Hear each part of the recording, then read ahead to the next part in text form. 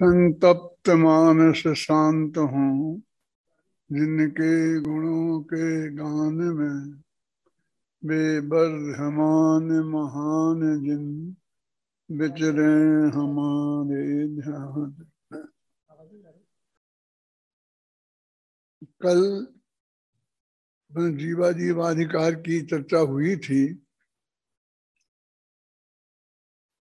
इसके बाद आज 3-4 अधिकारों की पूजन हुई है।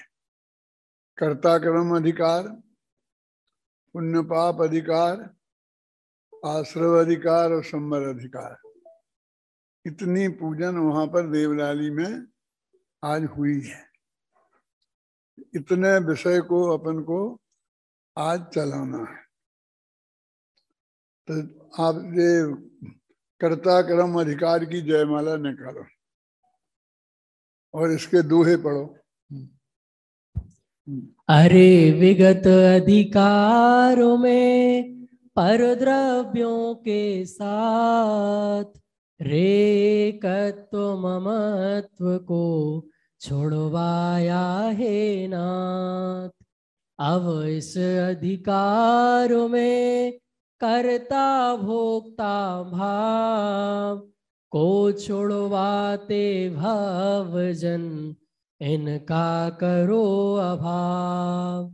वर्णादि रागादि को करे न भोगे जीव, ज्ञाता दृष्टा ही रहे निज में रमे सदीप।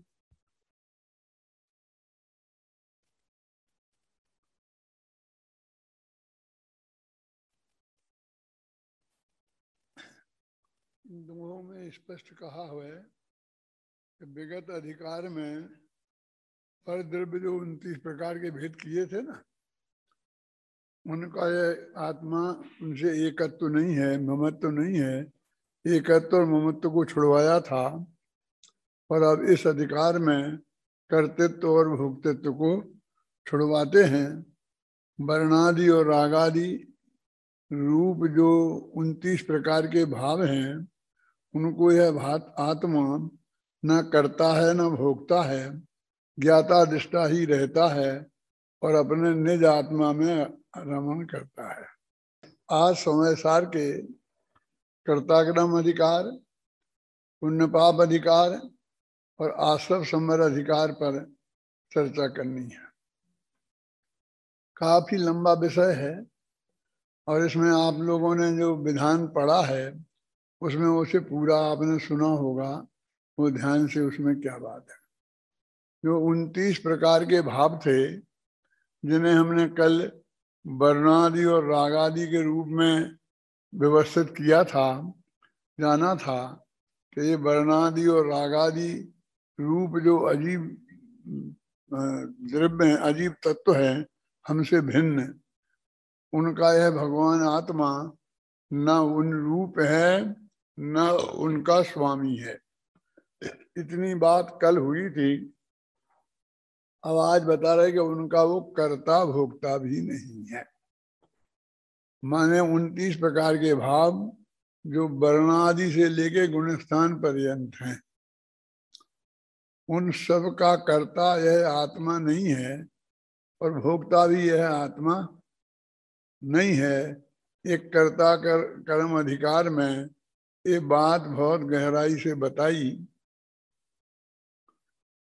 तो इस तरह से जीवाधिकार और कर्ता कर्म अधिकार, इन दोनों में मिलाकर 144 गाथाएं होती हैं और कलश कितने हो जाते हैं? 99 कलश हो जाते हैं। इनमें सिर्फ इतना कहा है कि इन भावों का यह आत्मा न स्वरूप है, न स्वामी है, न करता है और न है भोक्ता। तो जब कहते हैं कि जब इनका कर्ता भोक्ता है ही नहीं, तो फिर इनमें अच्छे बुरे का भेद करने से क्या लाभ है? जो हमने कर्म को पुण्य कर्म और पाप कर्म इन दो भेदों में विभाजित किया, तो कहते हैं ये इनको पुण्य कर्म अच्छा और पाप कर्म बुरा। जब इनके कर्ता भोक्ता हम हैं ही नहीं, जब इनके हम स्वामी हैं ही नहीं, जब इनसे हमारा कोई संबंध ही नहीं है, तो फिर ये अच्छे हैं या बुरे हैं, इससे क्या प्रयोजन है। इसको मैं इस उदाहरण के माध्यम से बताता हूँ कि जैसे कल मैंने टोडरमल स्मारक का उदाहरण दिया था ना, कि पहले तो हम मानते यही मैं हूँ। टोडरमल स्मारक भवन है, उसको मैं इसी भाषा में बात करता हूँ, हम ऐसा नहीं करेंगे, हमारे यहाँ ऐसा नहीं होता है, जैसे हम ही सब कुछ हों। जब बताया कि नहीं तुम जुड़े हो और टोडरमल स्मारक भवन जुड़ा है कि नहीं, हम इसके स्वामी तो हैं, कि स्वामी कैसे हो, ये तो ट्रस्ट का है ना। हाँ तो हम ट्रस्टी हैं ना, हम ही इसके मालिक हैं। कहते तुम जानते नहीं हो ट्रस्टी क्या होता है, मालिक नहीं होता है, इसकी साज संभाल करने वाला ट्रस्टी होता है, मालिक नहीं होता है। कि न सही हम मैं न मैं हूं न मैं इसका स्वामी हूं, लेकिन किया तो सब मैंने ही है ना। तो तुम इसके कर्ता भोक्ता भी नहीं हो। जब ये निषेध कर दिया, तो मान लीजिए कि हम कोई आदमी आया और उसे हमने ये हॉल दिखाया और वो देख करके हर आदमी प्रसन्न है, बहुत अच्छा है, आपने बहुत बढ़िया बनाया, आपके काम की जितनी प्रशंसा की जाए उतना अच्छा है, तो हम बहुत खुश होते हैं। लेकिन कोई ऐसा पंडित पहली दफे मिला होगा कि नहीं इसमें आपका क्या है, आपने क्या किया, इसमें आपने कुछ किया ना, ये आपका है ना, आपने इसमें कुछ किया है ना, इसको आपने भोगा है, कुछ नहीं है आपका, ये बिल्कुल जुदा तत्व है और आप जुदा तत्व हैं। वो कहते ठीक है, आज तक तो किसी ने ऐसा कहा नहीं, आप कहते हो तो हम मान लेते हैं, लेकिन आप तो ये बताइए कि लगा आपको कैसा। उसे तो प्रशंसा सुनने की आदत है ना, अब वो तो की नहीं और तुम यही कहते रह गए आपका नहीं है, आपका नहीं है। आपका हमारा है कि नहीं है, किसका है किसका नहीं है, लेकिन ये है कैसा, तो फिर तो आदमी यही कहेगा नहीं है तो बहुत बढ़िया, बहुत बढ़िया है ना। हाँ बहुत बढ़िया है। अब हमें थोड़ा संतोष हो गया, क्या, क्योंकि वो तो हम मानते ही हैं ये हमारा है, हम इसके कर्ता भोक्ता हैं।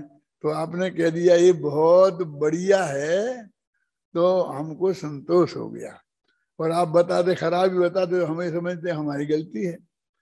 तो ये आचार्य ये कहते हैं कि पुण्य पाप अधिकार में वो ये बताना चाहते हैं कि जब ये हमारा कुछ भी नहीं है, नास्ति सर्वोपि संबंधो परद्रव्यात्म तत्व, पर द्रव्य में और आत्म तत्व में कोई संबंध नहीं है, तो फिर इसमें अच्छे बुरे का भेद करने से लाभ क्या। दोनों एक कर्म के भेद हैं, इनमें धर्म नहीं है, और दोनों से बंध, पुण्य बंध और पाप बंध, पुण्य आश्रव और पाप आश्रव, ये आश्रव और बंध के भेद हैं। इसलिए तेरा इसमें कुछ नहीं, उससे अपनत्व छुड़ाने के लिए उसमें जो हमने भेद मान रखा है, पुण्य को भला और पाप को बुरा, उसका निषेध करके इसमें एकत्व का निषेध किया।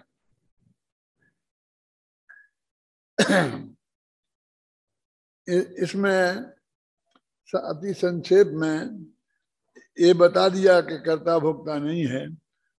चौथे छंद से पढ़ो। रेकत्व ममत्व और कर्ता भोक्तापन, यदि होवे पर में तो मिथ्यादर्श कहा है। अरे नहीं है कोई भी पर द्रव किसी का, और नहीं है कोई किसी का करता भोक्ता। एक क्षण में